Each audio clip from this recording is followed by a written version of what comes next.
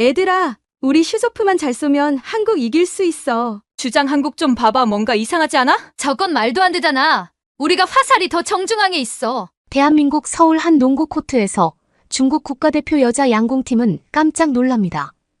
빼빼 마른 사람이 갑자기 태권도 도복을 입고 나와서인데요. 양궁 훈련을 받으러 왔는데 뜬금없이 태권도 도복이라니. 빼빼 마른 사람이 잘 못 들어온 건가 싶었습니다. 태권도 도복을 입고 온 이유는 무엇이었을까요? 오늘의 사연은 이번 프랑스 올림픽의 중국 여자 양궁 국가대표로 참가했던 리 지아만 씨의 사연입니다. 그럼 시작하겠습니다. 저는 중국 여자 국가대표 양궁팀의 리 지아만입니다. 모든 스포츠 영화의 한 팀으로 뭉칠 수 없는 팀이 나오는 거 아시나요? 바로 우리 팀이었죠. 우리 시즌은 코트 위와 무대 뒤에서 모두 기쁜 일보다 힘든 일이 더 많았습니다. 관역 정중앙에 못 맞추는 실패한 것만이 아니었죠. 실내에 문제가 있었어요. 부팀장급인 샤오밍과 팀 주장인 리사는 경기 전략에 대해 의견이 엇갈렸어요. 신인 멤버들은 소외감을 느꼈죠. 저는 중간에 끼어 중재하려고 노력했지만 사소한 말다툼으로 심판이 되는 경우가 많았어요. 가슴 아픈 패배를 당한 후 라커룸의 분위기는 긴장감으로 가득했습니다. 그리고 정적 속에서 한국 감독 출신인 양창훈 감독이 폭탄을 던졌습니다. 여름 전지훈련을 위해 한국으로 간다. 한국 K-팝과 김치의 본고장이라고요? 그게 양궁과 무슨 상관이 있을까요? 정말 황당한 아이디어 같았습니다. 우리 모두의 얼굴에는 그 발표의 충격이 고스란히 반영되어 눈을 크게 뜨고 입을 다물지 못했습니다. 리사가 가장 먼저 침묵을 깨고 감독님, 죄송하지만 지금 농담하시는 건가요? 라고 물었습니다. 양창훈 감독은 제가 농담하는 것처럼 보이나요? 라고 대답했습니다. 그녀의 목소리에는 이전에는 들어보지 못한 날카로움이 느껴졌습니다. 직설적인 샤오밍이 우리 대부분이 생각하고 있는 거를 그대로 이야기했습니다. 몽골이나 인도에 가면 되잖아요. 매우 강국이잖아요. 한국은 우리가 배울 게 뭐가 있다고요? 한국은 양궁은 운이 좋아서일 뿐이잖아요. 양창훈 감독은 심호흡을 하며 항상 최고에게서 배우는 것만이 능사는 아닙니다. 때로는 새로운 관점, 다른 도전이 필요합니다. 한국은 체계적이고 엄격한 훈련이 매우 뛰어난 나라입니다. 그보다 더 중요한 것은 새로운 문화와 다른 삶의 방식을 경험하는 것입니다. 우리는 단순히 경기력을 향상시키기 위해 가는 것이 아니라 팀으로서의 유대감을 강화하기 위해 가는 것입니다. 몇몇은 앞으로의 모험에 대해 속삭이며 흥분한 듯 보였습니다. 샤오밍처럼 회의적인 표정을 짓는 사람도 있었고 이게 맞는지 모르는지 헷갈려하는 사람들도 있었습니다. 저는 가만히 앉아 양창훈 감독님이 이야기한 말을 생각해 보았습니다. 환경만 바꾼다고 해서 그렇게 큰 변화가 생길 수 있을까요? 우리의 문제는 단순히 연이은 패배 이상의 뿌리 깊은 문제로 보였습니다. 불협화음 신뢰의 결여, 위축된 팀, 분위기 등 한국행이 과연 상황을 반전시킬 수 있을까요? 저는 잘 몰랐습니다. 라커룸에서 나오면서 미호를 만났습니다. 미호는 가고 싶어 하는 눈치더군요. 난 항상 어디든지 여행하고 싶었어. 생각해봐. 새로운 나라를 탐험하고 새로운 음식을 맛보고 어쩌면 한국어도 배울 수 있을 거야. 그리고 나는 BTS도 좋아하거든. 그녀가 킥킥 웃었습니다. 게다가 이번 여행이 우리가 다시 정상으로 돌아가는데 도움이 된다면 한번 해보지 않을 이유가 없지. 미호의 낙관적인 태도는 좋게 보였지만 솔직히 저는 아직까지 잘 모르겠더라고요. 저도 양창훈 감독과 1대1 면담을 하기로 결정했습니다. 그의 사무실은 희미한 조명이 켜져 있었고 벽에는 과거팀의 사진, 트로피, 동기부여가 되는 명언이 여기저기 적혀 있었습니다. 그는 저에게 앉으라고 손짓했습니다. 제가 먼저 말을 꺼내기 전에 감독이 먼저 이야기를 꺼냈습니다. 샤오밍 갑작스럽고 비논리적으로 보일 수도 있다는 것을 압니다. 하지만 저는 팀이 우물한 개구리처럼 여기서 이대로 있는 것보다는 다른 곳과 다른 문화, 다른 훈련 방식으로 새롭게 깨어나는 게 좋다고 느낍니다. 때로는 목적지가 중요한 게 아니라 여정이 더 중요하죠. 제가 이야기했습니다. 저도 그렇게 믿고 싶어요. 감독님. 하지만 우리는 계속 못하고 있잖아요. 팀 내 분위기도 안 좋고 근데. 정말 단순히 한국에 간다고 해서 저희가 나아질 수 있을까요? 여행만이 중요한 게 아니에요. 샤오밍 경험 도전, 그리고 그것을 극복하는 방법이 중요하죠. 우리는 게임에서 승리를 쫓는 것이 아니라 우리 삶에서 승리를 쫓고 있습니다. 저를 믿으세요. 사무실을 나서면서 그래도 감독의 말을 믿어보자라고 결심했습니다. 인천공항에 착륙한 순간은 마치 다른 세계에 들어온 것 같았습니다. 높은 고층 빌딩, 공중에 떠다니는 한국어 소리, 낯선 길거리, 음식 냄새 등 모든 것이 너무 새롭고 신기했어요. 한옥에 체크인했을 때 우리는 그 아름다움에 감탄했습니다. 한가운데 예쁜 마당이 있는 전통 목조 주택. 우리가 익숙했던 호텔과는 정말 다른 느낌이었어요. 방에는 바닥 매트와 낮은 나무 테이블이 있었어요. 바닥에 앉아 팀원들과 첫 인상에 대해 이야기하는 것이 꽤나 멋졌어요. 하지만 올해 실수는 없었습니다. 항상 긴장감을 늦추지 않는 양창훈 코치가 좋아 팀원들 준비해. 박 코치님을 만나서 한국 훈련을 처음 맛볼 시간입니다. 라고 말했습니다. 긴장된 기운이 느껴졌습니다. 우리 모두 궁금했습니다. 한국인데 그래도 우리는 인정받을 수 있겠지. 한국을 얕보는 태도도 있긴 했습니다. 체육관에 들어서자 완벽한 호흡을 맞춘 집중력 높은 선수들이 줄지어 있었습니다. 한국 선수들의 움직임은 날카로웠고 함성은 통일되어 있었습니다. 그리고 그 한가운데에는 키가 크고 마른 체격의 강렬한 눈빛을 가진 코치가 있었습니다. 그는 우리를 보자마자 따뜻하게 웃었습니다. 어서 오세요. 훈련할 준비 됐나요? 그가 서툰 중국어로 물었습니다. 저희는 모두 알겠다고 대답했습니다. 첫 훈련은 패스였습니다. 간단한 거로 보였지만 우리는 너무 못했습니다. 속도와 정확성 전혀 다른 차원의 연습이었습니다. 처음에 우리는 고전했어요. 화살이 좌우로 날아다니며 제 위치를 놓쳤죠. 하지만 박 코치님은 인내심을 갖고 자세를 교정해 주시고 동작을 지도해 주셨죠. 한국을 얕본 저는 부끄러웠습니다.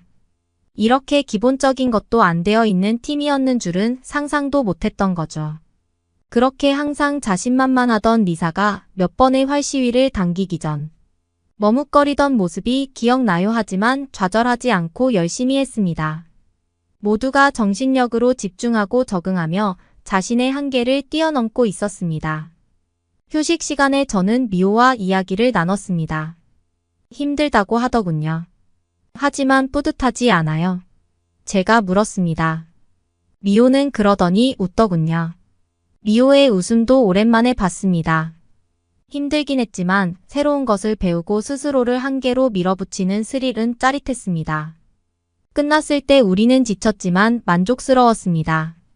한옥 숙소로 돌아가는 길, 서울의 거리가 야경으로 활기를 띠기 시작했습니다. 맛있는 간식을 파는 노점상, 어디선가 흘러나오는 음악, 그리고 사람들의 웃음소리가 가득했습니다. 그날 밤 마루에 누워 그날을 생각했습니다. 아직 첫날이었지만 서울은 이미 모험처럼 느껴졌습니다. 도전과 새로운 경험, 이 모든 것이 우리를 형성하고 있었고 선수로서뿐만 아니라 팀으로서도 우리를 더 강하게 만들었습니다. 그리고 다음 날은 또 어떤 일이 벌어질지 기대가 되었습니다. 다음 날 아침 우리의 알람 시계는 너무 일찍 울렸습니다. 아마 어제 훈련 때문에 모두 지쳤던 탓이었겠죠. 하지만 새로운 환경을 받아들인다는 마음으로 모두 벌떡 일어났고 아직 시차 적응이 덜 된 상태였지만 박 감독과 준비해둔 훈련이 무엇이든 받아들일 준비가 되어 있었습니다. 한국식 훈련 방식은 색달랐습니다. 전통 태권도로 몸을 푸는 것부터 시작해서 저희를 당황하게 만들었습니다. 양궁과 무술, 이게 뭐야? 샤오밍이 박장대소를 터뜨려 버렸습니다. 하지만 곧 알게 된 사실이지만 태권도는 싸움을 위한 것이 아니라 배우의 필수적인 절제력, 균형, 감각, 유연성을 기르기 위한 것이었습니다. 몇 시간 동안의 혹독한 훈련 끝에 우리는 땀으로 흠뻑 젖었습니다. 하지만 박 감독은 지치지 않았습니다. 그의 철학은 간단했습니다. 자신의 한계를 뛰어넘고 더 밀어붙이라는 것이었죠. 힘들었지만 지친 와중에도 우리의 움직임이 완벽하게 일치하는 순간이 있었고 우리가 과거에 그랬던 것처럼 그리고 다시 그렇게 될 수 있다는 것을 깨달은 순간이었습니다. 훈련은 강행군이었지만 서울의 매력은 대단했습니다. 첫 번째 날에는 서울의 중심부를 탐험했습니다. 상점과 포장마차가 즐비하고 활기가 넘치는 명동의 번화한 거리는 감각 과부하를 일으켰습니다. 처음 맛본 매콤한 떡볶이는 입안에 불을 지폈고 빙수에 얹은 망고는 정말 너무 맛있었습니다. 중국에는 이런 디저트는 없거든요. 그리고 훈련 때문에 저희는 이런 음식들을 잘 먹지도 못했습니다. 우리는 모두 웃으면서 맛있는 것도 먹고 쇼핑도 하고 심지어 잘 못하는 흥정도 해보면서 현지 상인들이랑도 대화를 해봤습니다. 돌아다니는 동안 저는 우리 팀의 단결력이 강해지는 걸 볼 수 있었습니다. 지하철에서 길을 잃은 경험부터 도시에 숨겨진 보석 같은 명소를 발견한 경험까지 공유하면서 우리는 더욱 가까워졌습니다. 한국에서의 요리 여정은 정말 화려했습니다. 비빔밥부터 불고기까지 모든 요리는 경이로움 그 자체였습니다. 하지만 한국 문화를 대표하는 발효 채소 요리인 김치는 우리의 주식이 되었습니다. 현지 식당 바닥에 다리를 꼬고 앉아 김치를 담그는 기술을 배웠습니다. 이 과정은 훈련과 마찬가지로 인내심, 정확성, 팀워크가 필요했습니다. 잘못 넣은 재료와 고춧가루가 눈에 들어가자 모두 웃으면서 전에는 경험하지 못했던 방식으로 유대감을 형성하고 있다는 것을 깨달았습니다. 물론 모든 것이 순조롭고 화기애애했던 것만은 아니었습니다. 오랜 기간 동안 사람들과 가까운 공간에 있을 때 흔히 그렇듯이 의견 차이가 발생했습니다. 일정 훈련 방법, 심지어 음식 선택에 대해서도 의견 차이가 있었습니다. 하지만 한국에서 우리는 소통하는 법을 배웠습니다. 모두 그냥 내면에 있는 거를 이야기하지 않거나 쌓아놓고 이야기를 하지 않는 경우가 많았는데 모두 마주 앉아 종종 식사를 하며 이야기를 나눴죠. 모두 속마음이나 힘든 점에 대해서 이야기하는 게 쉽지는 않았지만 꼭 필요한 일이었습니다. 우리는 경청하고 타협하고 서로의 관점을 이해하는 법을 배웠습니다. 느리지만 확실하게 한때 우리를 갈라놓을 것 같았던 균열이 치유되기 시작했습니다. 여행 도중에 양창훈 감독은 산속에 자리 잡은 고요한 사원을 방문해 우리를 놀라게 했습니다. 그곳의 공기는 신선하고 시원했으며 오랫동안 느껴보지 못한 평온함이 가득했습니다. 저희는 명상과 마음챙김 연습을 안내하는 스님을 소개받았습니다. 세상이 조용한 그곳에 앉아 우리는 우리의 여정, 좌절, 꿈을 되돌아보았습니다. 스님은 부드러운 지혜로 실패의 무상함과 목적지보다 여정의 중요성에 대해 이야기했습니다. 그날 저녁 모닥불을 둘러싸고 우리는 내면의 두려움과 열망을 나누며 눈물을 흘리고 유대를 강화했습니다. 차원 방문은 단순히 평화를 찾기 위한 것이 아니라 우리 자신과 서로를 찾기 위한 것이었습니다. 몇 주간의 훈련이 끝나고 이제 우리의 실력을 시험할 차례였습니다. 한국 최고의 국가대표팀과 친선 경기가 예정되어 있었습니다. 체육관은 활기로 가득 찼고 관중들의 흥분된 기운이 느껴졌습니다. 경기는 치열하기 그지없었습니다. 한국팀의 기술은 흠잡을 데 없었고 조직력도 완벽했습니다. 하지만 우리에게는 역경을 딛고 일궈낸 새로운 정신과 끈끈한 유대감이라는 또 다른 무언가가 있었습니다. 모든 순간은 우리의 성장을 증명하는 증거였습니다. 한국팀이 너무 잘해서 비록 승리하지는 못했지만 최선을 다했다는 것을 알기에 우리는 뿌듯했습니다. 그리고 며칠이 지나고 한국에서의 시간도 얼마 남지 않았지만 마지막 경기를 앞두고 있었습니다. 이번 경기는 국가대표와 세미프로 선수들이 섞여 있는 팀과의 경기였습니다. 경기는 롤러코스터 같았습니다. 초반에는 뒤처졌지만 세트를 거듭할수록 자신감이 커졌습니다. 모든 멤버가 한 단계 더 성장하여 그동안 갈고 닦은 실력과 배운 교훈을 보여주었습니다. 마지막 세트는 손에 땀을 쥐게 하는 접전이었고 마지막 화살이 정중앙에 꽂히면서 우리가 승리했습니다. 한국 여정의 완벽한 마무리였습니다. 짐을 싸는 것이 뭔가 어색하게 느껴졌습니다. 처음에는 한국에 오는 거에 대해 매우 부정적이었지만 지금은 돌아가기 싫을 정도로 너무 정이 들어버렸습니다. 이게 한국의 매력인가요? 집으로 돌아가는 비행기에 몸을 실을 때 우리는 각자 추억, 기념품, 교훈 등 한국에서 많은 것들을 배우고 돌아가고 있었습니다. 비행은 우리에게 반성할 시간을 주었습니다. 초기의 회의론, 도전, 돌파구, 그리고 우리가 겪은 부인할 수 없는 변화에 대해 생각했습니다. 비행기가 고국에 착륙했을 때 우리는 몇 주 전에 떠났을 때와 같은 팀이 아니라는 것을 알았습니다. 우리는 그 어느 때보다 더 강해지고 더 강해졌으며 더 단결했습니다. 홈 경기장의 익숙한 광경과 소리가 우리를 반갑게 맞이했지만 우리는 더 이상 같은 팀이 아니었습니다. 한국에서의 변화된 여정에 대한 소식이 퍼지면서 관중석은 만석을 이루었고 새로운 우리를 보기 위해 기다리는 기대에 찬 얼굴들로 가득 찼습니다. 복귀 첫 경기는 단순한 경기를 넘어 축제의 장이었습니다. 모든 경기에서 우리는 새롭게 찾은 기술과 팀워크를 선보였습니다. 우리는 오랫동안 결여되어 있던 조화를 이루며 경기를 펼쳤습니다. 우리가 득점할 때마다 관중들의 함성은 귀가 아플 정도였지만 한 가지 분명한 것은 관중들이 우리의 변화를 보고 좋아한다는 것이었습니다. 여행의 효과는 경기력 향상에 그치지 않고 팀원 모두가 가까워졌습니다. 내성적이었던 팀원들이 모여서 토론도 하고 의견이 달랐던 팀원들이 서로를 무조건적으로 존중하게 되었습니다. 양창훈 감독은 저희 한국 여행에서 영감을 받아 매년 새롭게 생긴 팀을 위한 한국에서의 교류하는 시스템을 만들었습니다. 그 시스템에서는 시야를 넓히는 것의 중요성과 여행이 주는 귀중한 교훈을 강조했습니다. 하지만 가장 가슴 벅찬 결과는 아마도 우리가 공유한 유대감일 것입니다.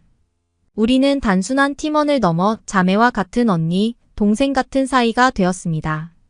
저희는 한국식으로 나이 많은 사람에게는 언니를 붙이기로 했습니다. 우리는 함께 도전에 직면하고 함께 성장했으며 그 과정에서 평생 지속될 관계를 구축했습니다. 5년 후 우리는 다시 한번 서울 거리를 걷게 되었습니다. 이번에는 고군분투하는 팀이 아닌 우리의 삶을 바꾼 여름의 추억으로 뭉쳐서 성취한 여성들이 되었답니다. 옛 훈련장, 자주 가던 맛집, 그리고 산속 사찰을 다시 찾았습니다. 우리는 실수에 웃기도 하고 그때 추억 때문에 저희는 눈물을 흘리기도 했습니다. 번화한 거리에서 네온사인과 울려 퍼지는 K-팝 멜로디 속에서 우리는 대한민국과 양궁을 위해 그리고 무엇보다도 꿈을 꾸고 도전하며 스스로를 찾아 나섰던 우리 팀의 불굴의 정신을 위해 건배를 올렸습니다. 그리고 저희는 파리 올림픽 경기장으로 향했습니다. 모두들 자신감에 찬 모습이었죠. 하지만 결승에서 만난 한국 양궁팀과의 슈도프까지 가는 접전 끝에 지고 말았네요. 저희 팀도 열심히 했고 잘 싸웠지만 역시 한국팀은 인정할 수밖에 없더군요. 하지만 다음 올림픽은 저희도 더 성장할 테니 다시 한번 결승에서 만났으면 좋겠습니다. 그러면 다음 사연으로 넘어가겠습니다. 아니 내가 인스턴트 음식은 입에 안 되는 거 몰라? 이건 인스턴트 음식일 리가 없다고. 소리치던 여성은 인스턴트 음식을 좋아하지 않아서 라면이라는 음식을 믿을 수가 없었습니다. 하지만 박람회에서 만난 라면이라는 음식은 놀라웠습니다. 그래서 한국에 가서 직접 라면을 맛보기로 합니다. 그런데 한국 사람들은 또 한 번 그 여성을 놀라게 합니다. 과연 이 여성에게는 어떤 일이 있었던 걸까요? 안녕하세요. 저는 이탈리아에서 사는 사브리나입니다. 요리사를 꿈꾸며 요리학교에 다니고 있는 대학생입니다. 저는 동생 델루나와 둘이 함께 로마에 살고 있고 부모님은 이탈리아의 다른 지방에 사세요. 이탈리아의 로마는 수많은 관광객이 오고 유명한 미술관과 관광지, 그리고 맛있는 것이 많은 걸로 유명합니다. 그 중에서도 밀라노 거리는 세계적으로 유명합니다. 그런데 이곳에서 K푸드 한식 박람회가 한다고 했습니다. 로마에서 K푸드 행사를 자주 하긴 했지만 이렇게 크게 열린 적은 없어서 흥미가 갔습니다. 저는 사전 예약을 해야겠다는 생각이 들어서 예매하려고 인터넷으로 들어가서 표를 샀어요. 그런데 놀랍게도 1시간도 되지 않아서 3천여 장의 표가 다 팔려서 매진이라고 떴습니다. 한식을 가끔 먹기는 했지만 이렇게 사람들이 관심을 가질 줄은 몰랐는데 이탈리아 사람들에게 한식이 인기가 있나 봐요. 박람회 날 저는 밀라노 패션 거리로 향했어요. 이날도 정말 놀랐는데 늘 패션 거리로 들어가는 줄이 있긴 했는데 패션 거리에 들어가려는 줄보다 한식 페어에 사람들이 줄을 더 많이 서 있었어요. 예약을 못한 사람들이 줄을 서 있었는데 몇천 명은 되어 보였어요. 저는 다행히 사전 예약을 한 덕분에 줄을 서지 않고 바로 들어갈 수 있었습니다. 일반 행사장에서는 김치와 장류, 그리고 홍삼 등 전통식품부터 라면, 떡볶이, 한국 스낵과 한국 음료 등 최신 인기 상품이 전시됐습니다. 특별 행사로 이탈리아인들이 바라보는 K푸드라는 주제로 현지 유명 요리사와 교수 등이 참여한 현장 토크쇼가 열렸습니다. 저는 흥미를 가지고 돌아다녔는데 여러 가지 부스들이 있었고 그중에는 한국 치킨도 있었고 닭강정이라는 닭요리를 맛볼 수 있는 곳도 있었습니다. 그리고 한식으로 유명한 비빔밥과 불고기 덮밥, 김치도 시식용으로 주는 곳도 있었어요. 하나하나 맛을 보면서 한식이 참 맛있는 음식이 많다는 생각이 들었습니다. 또 다른 부스에서는 한국 전통 음료라는 오미자차와 한국의 술인 막걸리도 있었어요.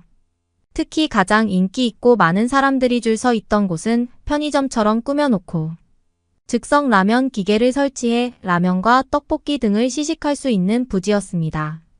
저도 그곳에 줄을 서서 라면과 종이컵에 담긴 떡볶이를 먹었는데 줄을 서 있는 동안에도 냄새가 너무 좋아서 기대되었는데 먹자마자 정말 맛있었어요. 그 부스 옆에는 이 떡볶이를 물과 소스를 부어서 먹을 수 있게 되어 있는 밀키트를 판매하고 있었는데 저는 바로 사버렸어요. 게다가 한국 라면은 생각 이상으로 맛있었습니다. 저는 요리를 배우는 학생이라서 즉석 메뉴는 좋은 음식이 아니라는 생각에 좋아하지 않아서 라면에 기대가 없었거든요.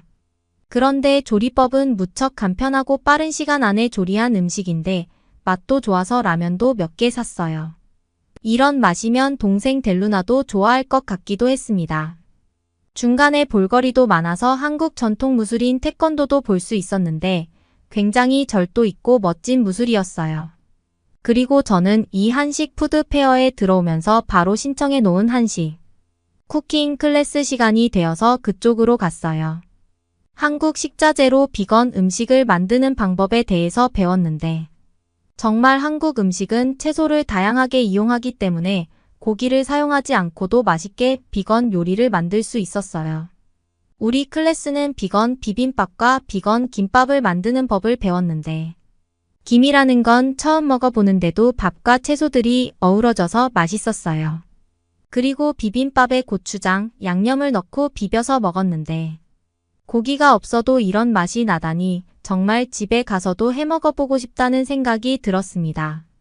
집으로 돌아간 저는 동생 델루나가 방에 있는지 확인했어요.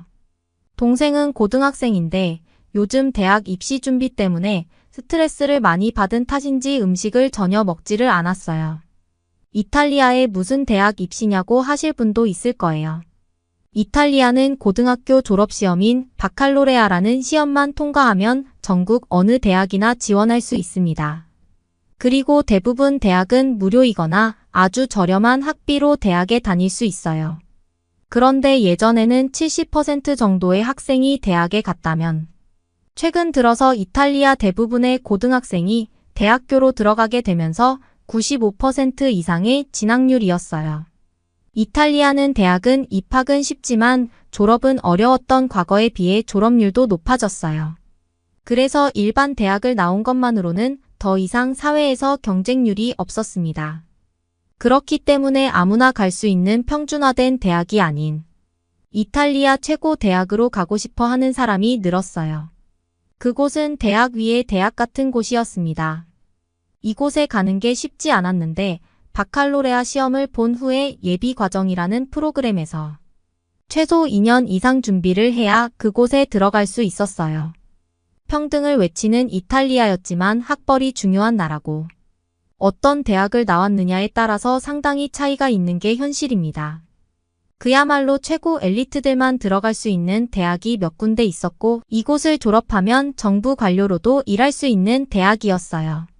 저는 요리사가 꿈이었지만 동생은 정부의 관료로 일하는 게 꿈이고 공부도 잘하는 아이였어요. 델루나는 이곳에 들어가고 싶어 해서 우수한 성적으로 바칼로레아 시험을 통과해야만 하는 것이 1차 관문이었습니다. 그런데 생각대로 성적이 나오지 않아서 힘들어했어요. 그래서 저는 동생과 함께 먹기 위해 라면을 끓이고 밀키트로 사온 떡볶이를 조리했어요. 라면은 봉지 뒤에 나와 있는 방법대로 물의 용량을 맞춰서 끓였어요. 밀키트 떡볶이도 양념과 물만 부어놓고 기다리면 되는 거라서 아주 편했어요. 동생에게 같이 먹자고 했지만 입맛이 없다고 했습니다. 저는 한 입만 먹어보라고 이건 이탈리아에서 쉽게 먹을 수 없는 음식이라고 했어요. 제가 하도 애원하자 델루나는 조금만 먹어보고 더 먹기 싫으면 그만 먹겠다면서 식탁으로 왔어요. 그런데 아주 맛있는 냄새가 나서 그런지 동생은 바로 라면을 한 입 먹었어요. 그러더니 놀라면서 이게 뭐냐고 물어봤어요. 저는 이건 한국의 라면이라는 음식이라고 했습니다.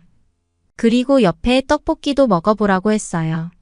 그것도 한 입을 먹더니 매운데 너무 맛있다면서 동생이 맛있게 먹었습니다. 저는 계속 뭘 안 먹던 동생이 한국 음식을 맛있게 먹자 정말 기뻤습니다.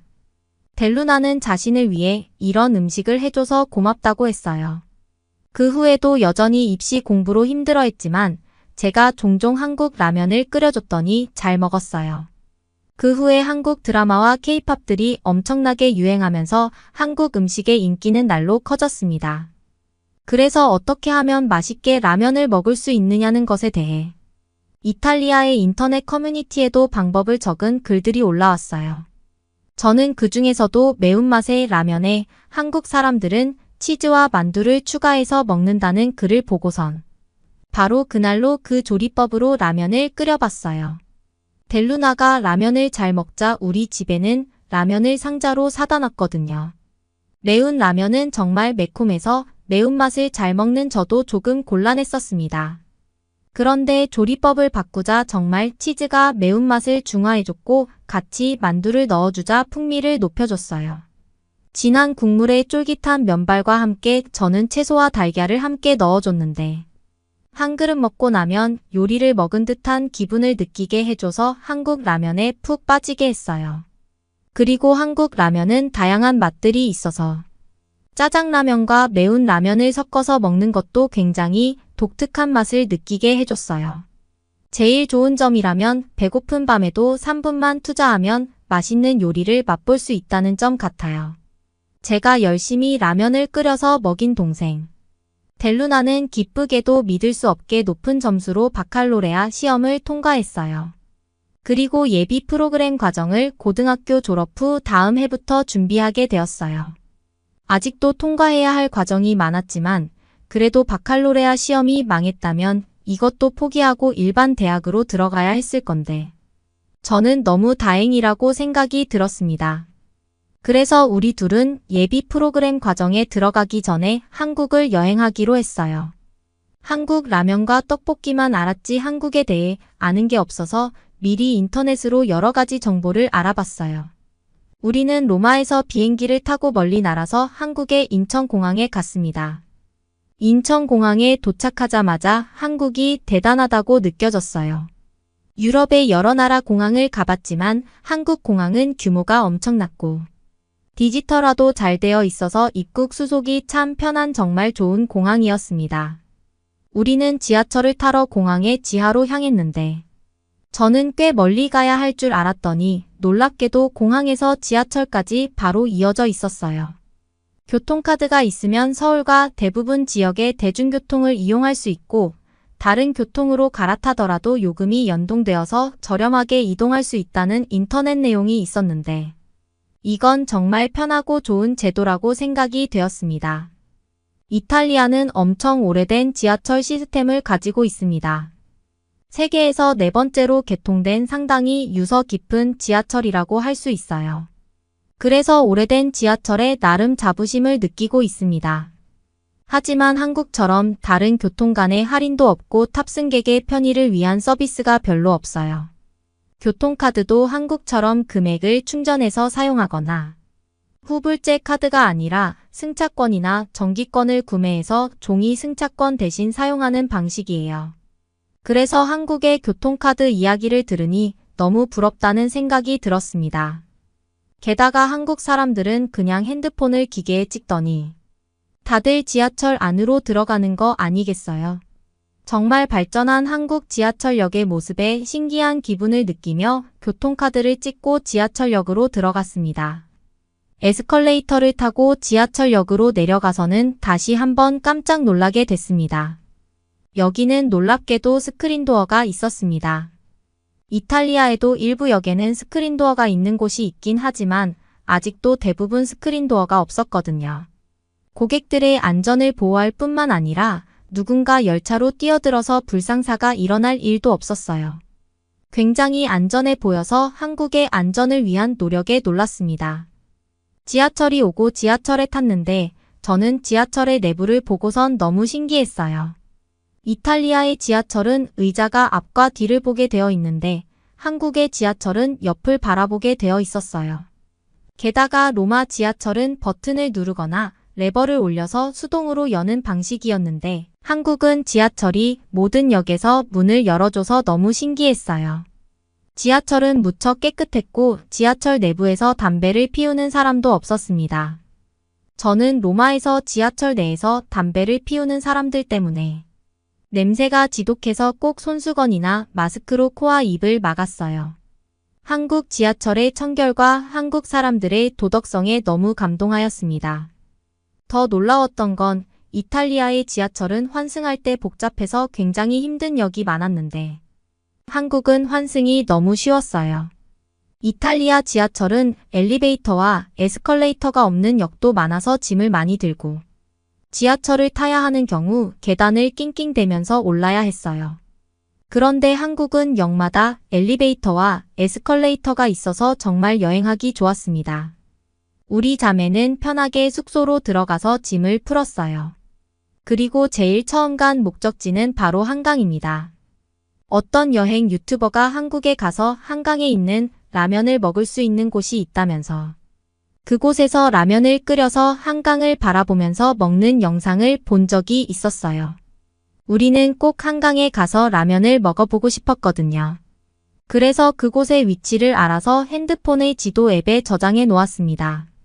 지하철을 타고 한강공원으로 향해서 라면을 파는 곳으로 향했습니다. 한강공원에는 많은 사람들이 산책을 하거나 바닥에 매트를 펴고 앉아서 피크닉을 하고 있었습니다. 한강공원의 모습은 정말 놀라웠어요. 강은 무척 깨끗했고 한강공원도 무척 잘 조성되어 있었습니다. 공원 안에는 각종 운동기구뿐만 아니라 테니스장, 스쿼시장 등 온갖 운동을 할 수 있는 곳이 마련되어 있었어요. 라면 판매점에 들어갔더니 여러 대의 라면 조리기기가 있었어요. 저와 동생은 라면을 고르고 종이컵에 라면과 스프를 담고 물을 받았어요. 기계가 알아서 물을 적정량을 담아주다니 너무 편리했어요. 그리고 조리시간 버튼을 누르고 기다리자 종이컵 위에 라면이 보글보글 끓기 시작했습니다. 라면 조리 기계가 너무 신기했어요. 한국 사람들은 이런 기계를 만들다니 라면에 진심인 사람들이라는 걸 알 수 있었어요.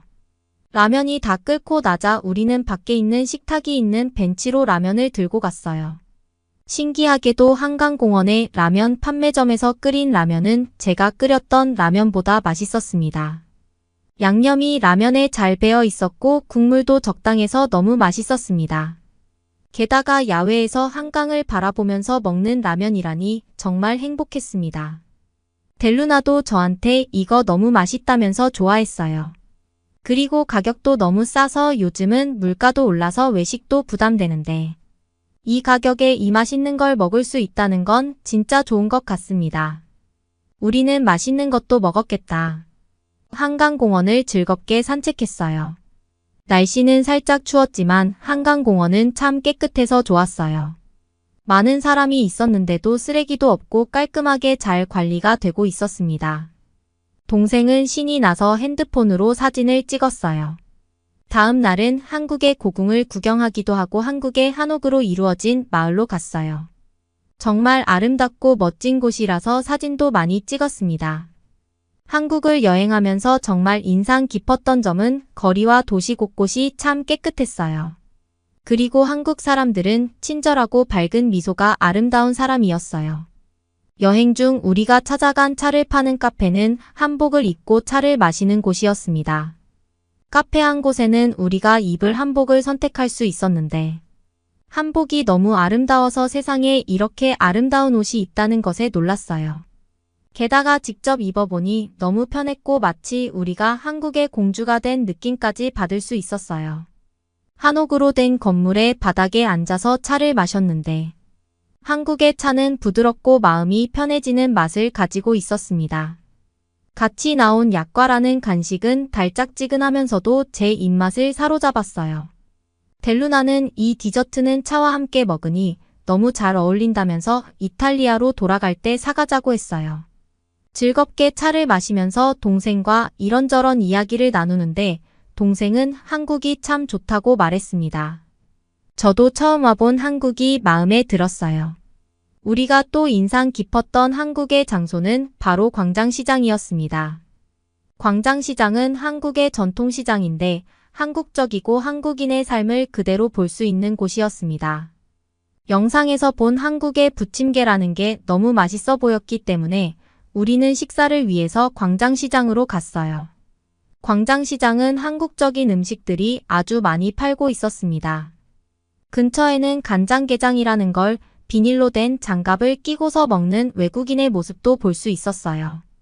광장시장에는 관광객들이 정말 많아서 한국 사람 반 외국인 반인 것 같았어요. 그래서 그런지 시장 곳곳에 다양한 외국어로 쓰여 있는 안내문도 많이 있었어요. 저희는 호떡이며 닭강정, 탕후루 등 손에 들고 먹을 수 있도록 간식이 팔고 있는 모습에 몹시 들떴습니다. 식사를 위해 부침개 가게에 가서 여러 가지 부침개를 시켰습니다.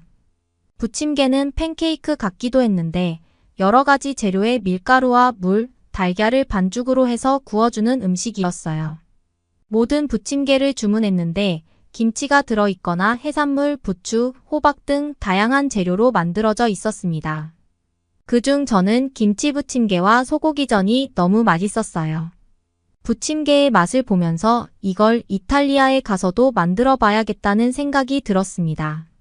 배부르게 부침개를 먹고 나서 씨앗 호떡이라는 디저트를 먹었습니다. 종이컵 안에 호떡을 넣어 주었는데 달콤한 설탕과 해바라기, 씨앗이 들어있는 밀가루로 만든 음식이었어요. 입안 가득 달콤하고 고소한 맛이 느껴졌어요. 정말 맛있는 디저트가 한국에 있다는 걸 알게 되었습니다. 한국을 여행하는 내내 맛있는 음식들과 함께해서 너무 즐거웠습니다. 동생도 이렇게 한국 여행을 하게 되자 입시에 스트레스가 많이 해소된 것 같았고 오랜만에 마음 편하고 즐겁게 웃었어요. 동생이 웃는 모습을 보자 저도 한국에 오길 정말 잘했다는 생각이 들었습니다. 그렇게 즐겁게 여행 후에 다시 이탈리아로 돌아가서 저는 다양한 한국 요리에 도전해보고 있습니다. 델루나도 이제 봄부터 있을 공부에 대비하고 있어요. 한국 여행이 힘이 되었고 수험을 위해서 의지를 다지고 있다고 말해줬어요. 저의 이야기는 여기까지입니다. 여러분 마리 씨의 이야기 어떻게 보셨나요? 한국의 라면은 작년 한 해 수출 금액이 1조 원을 넘어섰다고 하고 해외 공장에서 생산해서 현지에서 직접 판매하는 금액까지 생각하면 엄청나다고 합니다. 처음에는 매운 라면을 먹는 챌린지에서부터 시작해서 팬데믹 기간에 외식을 못하는 사람들에게 소중한 음식이 되었다고 합니다. 가격도 싸고 든든한 한 끼 식사로 라면이 유명했고 맛으로도 세계인의 입맛을 잡았습니다. 한국 영화의 영향으로 짜파게티와 너구리를 섞은 짜파구리도 인기가 있었습니다. 앞으로도 한국 라면이 세계인의 입맛을 잡기를 바라게 됩니다. 그러면 다음 사연으로 넘어가겠습니다. 어쩌면 좋아, 거기 안에 다 들어있었는데. 누가 훔쳐간 거면 어쩌지? 여기는 서울 한복판. 영국에서 온 한 여성이 갑자기 당황하면서 뭔가를 급하게 찾고 있습니다. 심지어 금방이라도 울 것 같은 표정인데요. 하지만 잠시 후 이 여성은 어떤 남자한테 안겨 환하게 웃고 있습니다. 대체 이 여성에게 무슨 일이 벌어진 건지 한번 알아보러 가실까요? 안녕하세요. 저는 영국에서 살고 있는 20대 초반 멜라니예요. 저는 한국을 굉장히 좋아해요. 이렇게까지 좋아하는 데엔 이유가 있었죠. 제가 초등학생 때 친구들에게 심하게 괴롭힘을 당했던 적이 있었는데 그때 절 도와준 친구가 있었어요. 그 친구가 바로 한국에서 온 유서린이라는 친구였죠. 서린이는 괴롭힘 당하는 저를 보고 못 견뎌 하더라고요. 아이들이 저를 향해 심한 말과 못된 행동들을 많이 했었는데 서린이는 그걸 보고만 있을 수 없었대요. 그래서 용기 내어 저를 지켜주곤 했죠. 서린이도 무서웠을 텐데 항상 그 아이들한테 직접 가가지고 머리를 잡아당기거나 한 번만 저를 괴롭히면 선생님들한테 다 잃어버릴 거라고 말을 했었거든요. 서린이가 항상 세게 나오니 그 아이들도 슬슬 물러나게 되더라고요. 그 덕분에 저는 서린이와 금방 친해질 수 있었어요. 방과 후면 저는 늘 서린이의 집으로 달려갔답니다. 현관문을 열면 서린이 부모님은 항상 환한 미소로 절 반겨주셨어요. 포근한 포옹과 따뜻한 목소리로 안부를 물어봐 주시는 게 정말 감사했죠. 그리고 제가 서린이와 함께 집에 오면 서린이의 어머니께서는 떡볶이나 호떡 같은 맛있는 간식을 자주 만들어 주셨어요. 어머니의 손맛이 들어간 음식들이라 맛있었던 걸까요? 서린이 어머니께서 해주신 간식들을 하니 베어 물면 항상 달콤함이 터져 나와 행복했던 것 같아요. 서린이의 아버지께서는 퇴근하시면 저희를 데리고 공원에 데리고 가서 산책을 하거나 집에서 서린이와 함께 셋이서 공기놀이를 하곤 했어요. 서린이의 아버지께서 큰 손으로 조그마한 공기알들을 다 튕겨내시는데 얼마나 웃겼던지 몰라요. 그렇게 나이 가족과 함께 보낸 행복한 시간들 덕분에 어느새 제 마음속에는 한국에 대한 관심이 자연스럽게 자라고 있었어요. 한국어도 제게는 너무 신기했고 맛있는 한국 음식에 재미난 놀이까지. 한국이라는 나라가 저에게 특별하게 다가왔죠. 이후 저는 호기심에 불타올라 한국어 공부를 시작했어요. 처음엔 낯설고 어려웠던 한글도 하루가 다르게 익숙해졌죠. 제가 한국어를 배운다고 하니 서린이도 너무 잘 생각했다면서 매일 열심히 한글을 알려줬어요. 어느 정도 한국어가 들리기 시작한 이후부터는 드라마 속 배우들의 대사를 곱씹으며 실력을 열심히 키웠답니다. 그렇게 시간이 흘러 20살이 되었고 저는 한국어로 자유롭게 대화할 수 있었어요. 게다가 고등학교에서도 좋은 성적을 거둬 꿈에 그리던 명문대에 입학하게 되었죠. 어느 날 서린이에게서 반가운 연락이 왔어요. 가족들이 가게를 차렸다면서 한번 놀러 오라는 거예요. 저는 서린이네 가게는 보지 않아도 잘 될 거라는 확신이 있었어요. 왜냐하면 어릴 때부터 서린이의 부모님이 해주시던 음식들이 얼마나 맛있는지 누구보다도 제일 잘 알고 있었거든요. 그렇게 저는 주말에 시간을 내서 서린이의 가게로 향했죠. 그런데 도착해서 보니 서린이의 가게는 들어갈 수가 없었어요. 왜냐하면 가게 앞은 긴 줄로 가득했거든요. 심지어 그 줄들이 다음 건물까지 이어져 있는 거 있죠. 한눈에 봐도 서린이의 가게가 얼마나 인기 있는지 실감할 수 있었어요. 한참을 기다려 점심시간이 지나고서야 겨우 입장할 수 있었답니다. 가게 안으로 들어서자 서린이의 어머니께선 저를 보시곤 반갑게 맞아주셨죠. 여전히 환한 미소를 지어주시며 어떤 음식이 먹고 싶은지 물어봐 주시는데 그 포근한 눈빛에 왠지 코끝이 찡해오더라고요. 저는 서린이가 데려다 준 자리에 앉아서 메뉴판을 살펴봤어요. 잠시 고민하다 저는 갈비타코를 주문했어요. 얼마 지나지 않아 식욕을 자극하는 냄새와 함께 갈비타코가 나왔죠. 하나 둘 집어먹다 보니 어느새 접시가 깨끗이 비워졌어요. 손에 묻은 갈비 양념을 저도 모르게 쪽쪽 빨아가며 어떻게 이런 맛을 낸 건지 감탄하고 있었죠. 음식을 먹으며 주변을 둘러봤어요. 다른 테이블에서도 모두 연신 감탄사를 내뱉으며 타코를 먹어대는 모습이 보였어요. 내 가게가 왜 이렇게 인기가 많은지 직접적으로 더 실감이 나더라고요.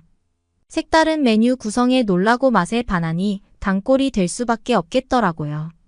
자리에서 일어나기가 아쉬울 만큼 즐거운 식사였어요. 나가는 길에 서린이 어머니를 뵙고 맛있게 잘 먹었다고 꼭 인사를 드렸죠. 환하게 웃으시며 자주 오라고 하시는 모습에 왠지 뭉클해지더라고요. 오랜만에 서린이네의 따뜻함을 느끼니 절로 미소가 지어졌답니다.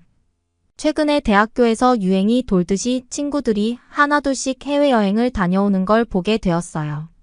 그걸 보고 있으니 저도 모르게 괜히 부러운 마음이 들더라고요.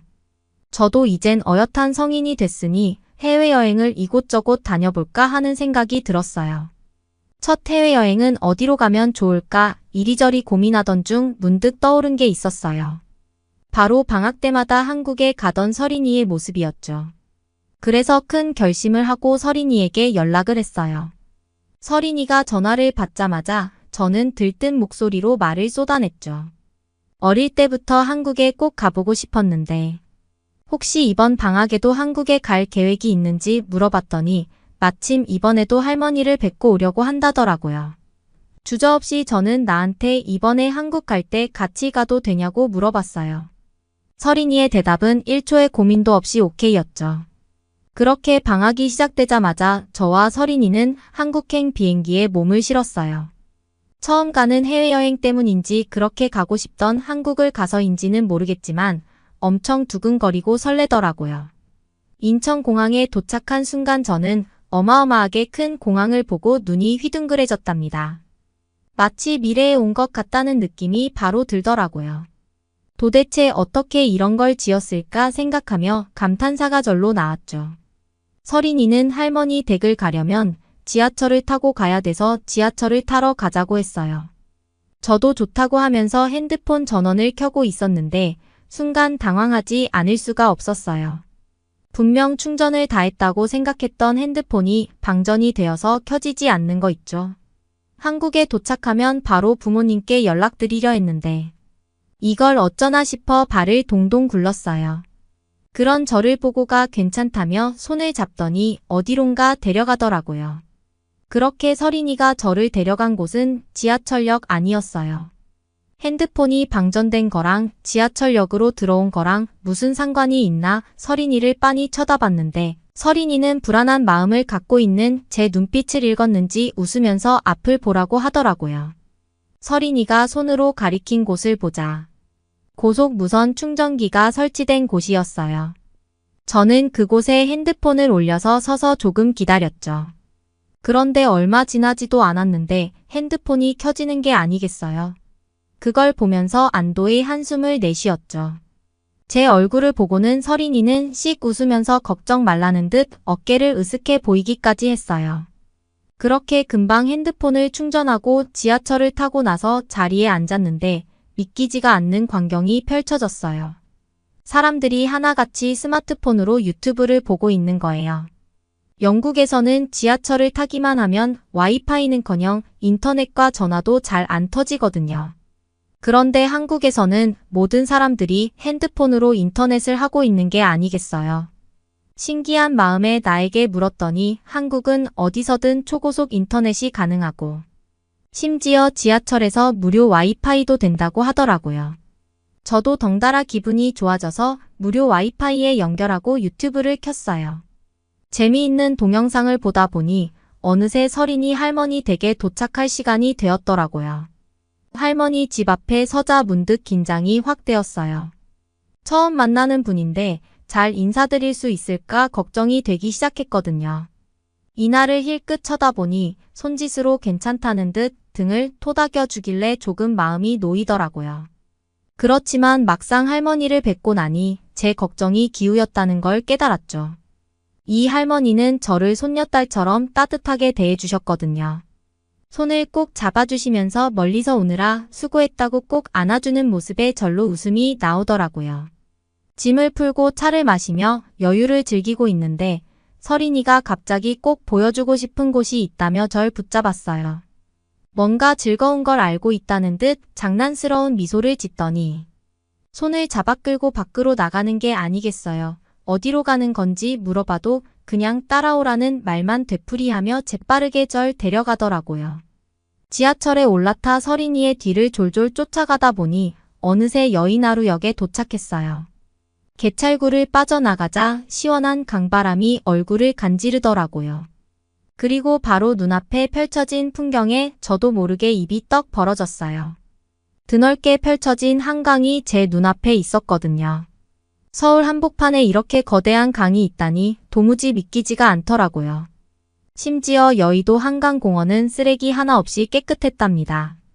공원을 이리저리 살펴보니 자전거 도로까지 말끔하게 깔려 있어서 수많은 사람이 운동을 즐기고 있었죠.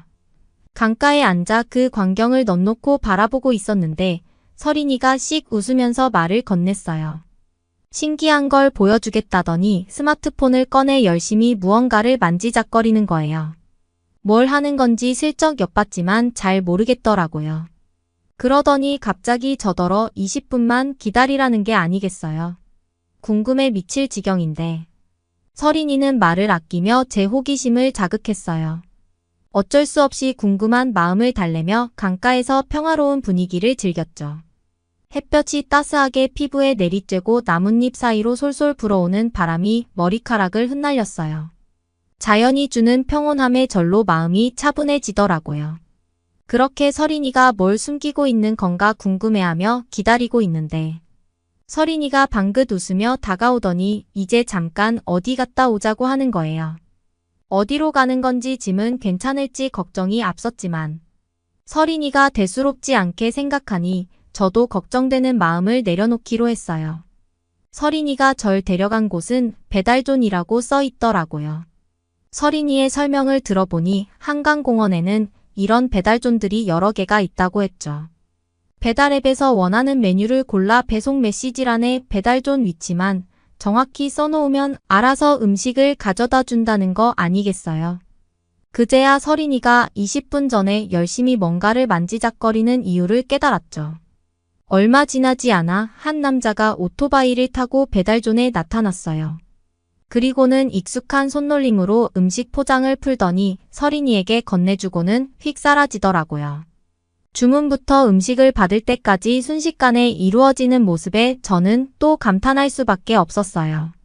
서린이가 주문한 음식은 다름 아닌 양념치킨이었어요. 새빨갛게 양념이 발라진 치킨이 저를 유혹하듯 반짝이고 있었죠. 비주얼만 봐도 입안에 불이 날 것 같아 저도 모르게 침이 꼴깍 넘어가더라고요. 매운 음식에 익숙하지 않은 저로서는 살짝 겁이 났달까요? 하지만 어릴 적부터 서린이의 집에서 늘 매콤한 걸 먹으며 단련해 왔던 제 혀를 믿었어요. 서린이의 어머니께서 항상 해주시던 떡볶이 덕분에 어지간한 매운맛쯤은 거뜬히 소화할 수 있게 되었거든요. 설령 매워도 맛있게 먹을 자신이 있다고 생각했죠. 호기롭게 저는 양념치킨을 젓가락으로 집어 한 입에 쏙 넣었어요. 근데 이게 웬일이죠? 치킨이 새빨간 양념에 푹 절여져 있는데도 바삭한 식감이 살아있는 게 아니겠어요. 겉은 바삭하고 속은 촉촉하고 쫄깃한 맛의 조화라니 정말 신선한 충격이었죠. 게다가 제가 좋아하는 닭다리살만 쓴 건지 씹을 때마다 쫄깃한 식감을 자랑하더라고요. 거기다가 뼈를 발라내는 수고로움 없이 그냥 한 입에 쏙 넣을 수 있으니 얼마나 편해요. 매콤달콤한 소스와 부드러운 살코기가 입안에서 절묘하게 어우러지는 맛에 저도 모르게 와 이거 진짜 미쳤네 라는 감탄사가 터져 나왔어요. 이와 나란히 앉아 맛있는 치킨에 푹 빠져먹다 보니 어느새 해가 뉘엿뉘엿 기울고 있더라고요. 붉게 물든 노을이 한강 위로 아른아른 일렁이는 모습이 너무나 아름다웠죠. 그 빛을 받으며 서린이와 이런저런 나눈 대화는 꿈만 같았어요.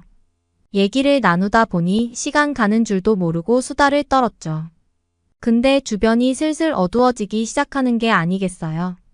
아쉬운 마음에 해가 저무는 것만 빤히 보고 있었어요. 이렇게 행복한 시간이 순식간에 흘러가 버려서 속상하더라고요. 제가 속상해하는 걸 알아챘는지 서린이는 걱정하지 말라고 다정하게 위로해 주었어요. 그러고선 제 손을 잡더니 또 씩 웃으며 데려가고 싶은 곳이 있다고 하는 거예요. 어딘지는 또 말도 안 해주고 그저 자기를 따라오라고만 했죠. 궁금한 마음을 안고 따라가기 시작했어요. 어느덧 도착한 곳은 어두컴컴하지만 분위기가 예쁜 음식점처럼 보였어요. 낮과는 또 다른 분위기가 느껴지는 게 은근히 매력적이더라고요. 밖에서 봤을 때는 좀 어두워 보였는데 막상 안에 들어서니 세련되게 꾸며진 인테리어가 먼저 눈에 띄었죠. 호기심에 가득 찬 얼굴로 서린이에게 물었어요. 여긴 또 무슨 맛집이냐고요? 근데 예상 밖의 대답이 돌아오더라고요. 맛집이라기보다는 우리 또래 친구들이 자주 찾는 술집이라는 거예요. 한국에 왔으니 현지 술도 맛보고 가야 하지 않겠냐며 저를 데리고 온 거라고 하더군요. 자리에 앉아 서린이가 먼저 안주 메뉴를 고르라고 권했어요. 저는 이곳에서 어떤 메뉴가 있는지 잘 모른다고 서린이한테 추천해 달라고 했죠. 그랬더니 서린이는 누룽지탕이 맛있다면서 누룽지탕을 추천하더라고요. 그런데 잠시 후 저는 충격을 먹을 수밖에 없었어요. 서린이가 점원을 부르는 대신에 테이블 위에 올려진 태블릿을 만지작거리기 시작한 거예요. 저는 뭐 하는 건가 싶어 눈을 동그랗게 뜨고 바라보고 있었죠. 그러더니 아까 고른 누룽지탕은 물론이고 콘치즈에 소주까지 한꺼번에 주문을 해버리는 게 아니겠어요. 이게 무슨 일인가 싶어 당황한 마음에 서린이를 붙잡고 물어봤어요. 사장님 허락도 없이 마음대로 태블릿을 만지면 어떡하냐고요. 그런 저를 보며 서린이는 별일 아니라는 듯 웃더니 이제 한국에서는 이렇게 태블릿으로 주문하는 게 흔한 일이 됐다고 알려주는 거예요. 직접 메뉴를 보고 터치하면 바로 주방으로 주문이 들어가는 똑똑한 시스템이라고 하더라고요. 순간 머릿속에 스쳐 지나가는 생각이 있었어요. 한국의 음식점에서 일하시는 분들은 주문을 받기 위해 분주히 돌아다닐 필요가 없겠구나 하는 거였죠. 그 편리함이 살짝 부러워지더라고요. 저도 방학 때 식당에서 아르바이트를 해봤거든요. 손님이 많이 오는 날이면 주문을 받느라 이리저리 뛰어다녀야 했죠. 쉴 새 없이 움직이다 보면 하루가 끝날 때쯤엔 다리가 퉁퉁 부어 올랐던 게 기억에 또렷하거든요. 누룽지탕을 기다리며 서린이와 소주를 한 잔 기울이고 있는데 갑자기 테이블 위에 태블릿에서 알림음이 울리는 게 아니겠어요. 그 소리에 화들짝 놀라 그만 술을 조금 엎질러 버리고 말았죠. 당황해서 서린이를 쳐다봤더니 서린이는 제 모습을 보면서 웃음을 참느라 입술을 깨물더라고요.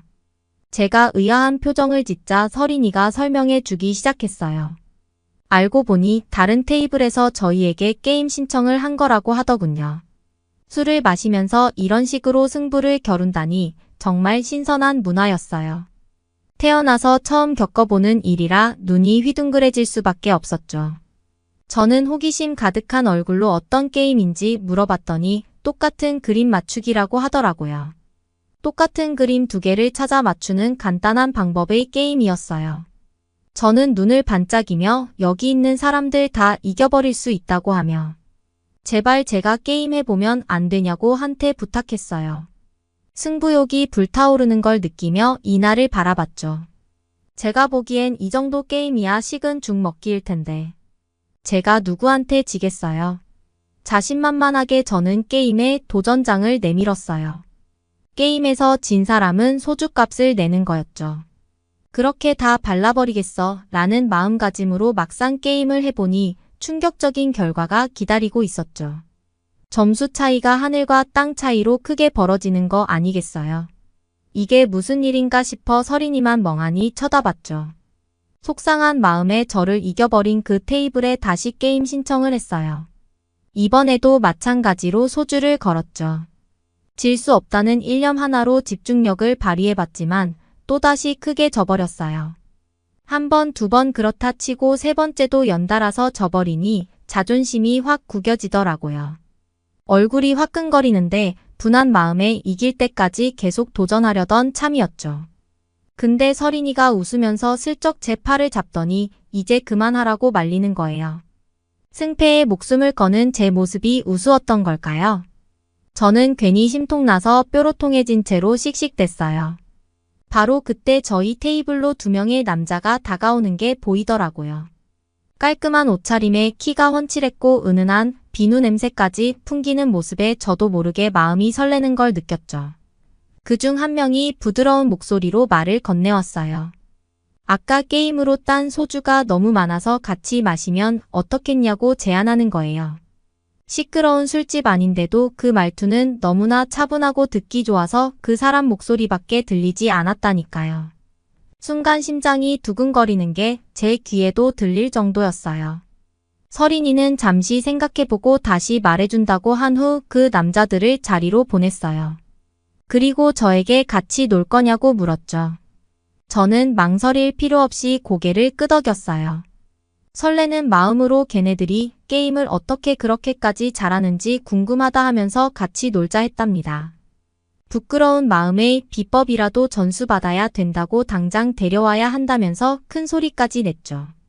그렇게 저희 4사람이 한 테이블에 모이게 되었어요. 대화를 나누다 보니 그 남자애들과는 정말 잘 통하더라고요. 개그 코드도 똑같아서 금세 친해질 수 있었죠. 재치 있는 농담들이 오가는 동안 아까 게임 때문에 생긴 소주들은 부지런히 비워졌어요. 저희 테이블에선 웃음소리가 끊이질 않았죠. 시간 가는 줄도 모르고 신나게 즐기다 보니 벌써 지하철 막차 시간이 지나버린 거 있죠. 저희는 이렇게 헤어지기엔 아쉬워서 급하게 내일 영화를 같이 보러 가기로 약속하고 헤어졌답니다. 서린이에게 택시를 타야 하는 거냐고 물어보자. 서린이는 저를 또 데리고 어딘가로 가더라고요. 공짜로 집까지 갈 수 있는 방법이 있다며 시간 맞춰서 가야 되니 뛰라고 했죠. 그렇게 도착한 곳은 한 버스 정류장이었어요. 이하는 집 근처까지 가는 심야버스가 있는데 이게 무료라고 하더라고요. 저는 충격 먹지 않을 수가 없었어요.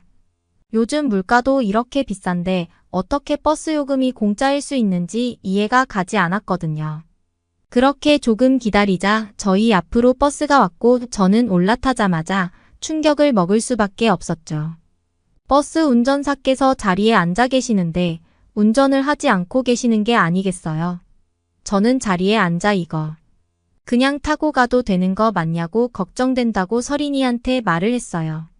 서린이는 웃으면서 자율주행 버스라서 버스 기사님께서 따로 운전을 하고 계시지 않는다고 설명하더라고요. 그 말을 듣고 도대체 한국은 어디까지 발전한 건지 믿을 수가 없었죠. 저희는 서린이 말대로 안전하게 돈을 하나도 내지 않고 집에 도착할 수 있었어요. 영국 밤거리였으면 이미 어딘가로 끌려가고도 남을 텐데.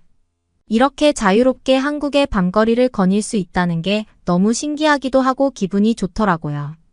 시원한 새벽 공기가 얼굴을 스치는데 상쾌한 거 있죠. 저희는 내일 약속을 위해 얼른 샤워를 하고 잠을 잤어요.